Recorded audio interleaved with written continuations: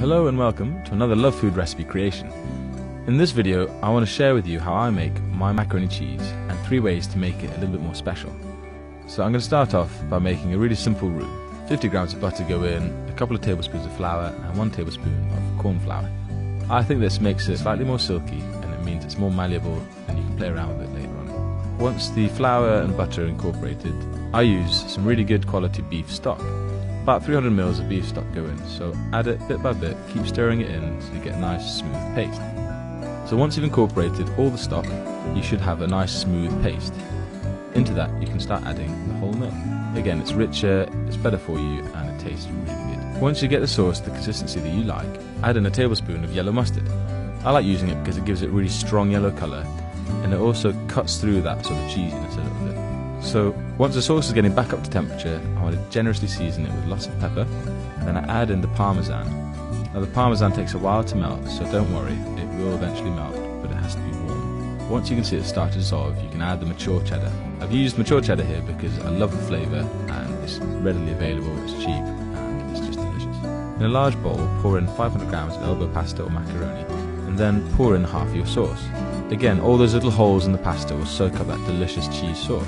Once the sauce has been mixed in well with the pasta, I like to add a ball of mozzarella that I've loosely torn up. This adds a bit of texture and you get some nice cheese pulls from it, and who doesn't like a good cheese pull, right? You can eat it straight out of the pot, bake it or have it as a side dish now, but I like to go a step further and I'm going to show you how to make really easy barbecue pulled chicken. So, 300 grams of chicken breasts, you want to put a little bit of olive oil over them, some Italian herb seasoning, a generous amount of salt and pepper.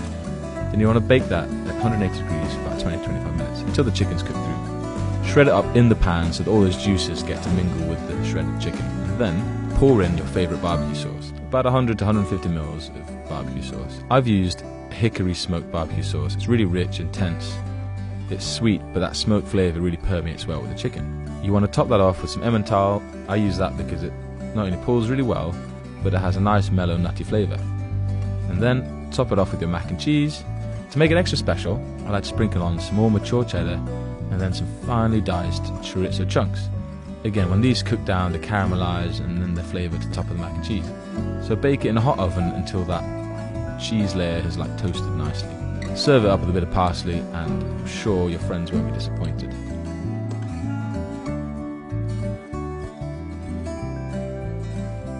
Another little thing I like to do with it is, if I'm feeling a bit lazy, I like to do grilled cheese sandwiches. So, get a nice big slice of sourdough and using some of that leftover barbecue chicken, spread it out over your bit of bread, get a couple of spoonfuls of your macaroni cheese and add your favourite cheese on top. I'm using Emmental here. It gives a nice nutty flavour and it pulls really nicely. Toast it up on the other side and away you go. That is pure grilled cheese perfection. I like to add a couple of pickles just to balance it out. Another quick recipe I like to make that's not too hard is mac and cheese balls. They're pretty simple to do and they don't take much time. So, in a small bowl I've got 100 grams of flour, I put in a teaspoon of chipotle flakes, a couple of teaspoons of garlic powder and then some more Italian herbs, a bit of salt and pepper and mix it up. Beforehand I've rolled my macaroni cheese leftovers into balls and frozen them. You can then roll it into the flour mix, pop it into a couple of eggs that you've beaten and then some panko breadcrumbs.